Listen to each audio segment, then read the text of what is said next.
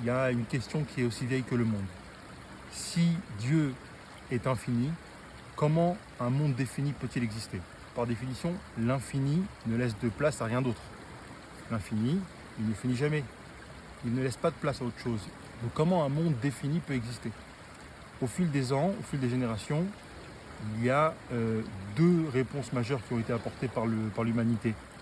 La première réponse, qui a été apportée surtout par l'Extrême-Orient, c'est le monde n'existe pas. Dieu est infini, donc le monde défini ne peut pas exister. Le monde n'existe pas, c'est juste un mirage. On croit qu'on existe, mais on n'existe pas, c'est une espèce de matrice. L'autre réponse qui a été apportée, cette fois-ci par l'Occident, c'est Dieu qui n'existe pas. Un Dieu infini ne peut pas exister puisque j'ai bien la conscience d'exister. Ma conscience, elle est fragmentée, elle est définie. Je commence ici, je finis là. Dieu ne peut pas exister dans un tel espace. Et cette question, elle est restée en suspens jusqu'à il n'y a pas si longtemps que ça, il y a à peu près 500 ans. Il y a un grand kabbaliste qui s'appelait le Harizal qui a apporté une nouvelle réponse à ça. Dieu existe bel et bien et il est infini. Et le monde existe bel et bien et il est défini.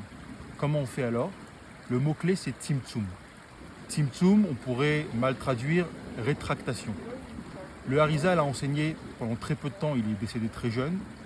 Il a révélé au monde le secret du Tzimtzum. Mais il est décédé juste après. Et donc, tout de suite, chez ses élèves, il y a eu une divergence extrême dans la manière dont il faut comprendre le Tzimtzum. Qu'est-ce que ça veut dire que Dieu s'est rétracté? Est-ce qu'il est plus là? Est-ce que sa présence est là, mais elle est cachée? Qu'est-ce que ça veut dire se rétracter? C'est une question qui a l'air théorique, mais en réalité, ça a un impact sur absolument tous les aspects de la vie. On approfondira ça dans une autre vidéo.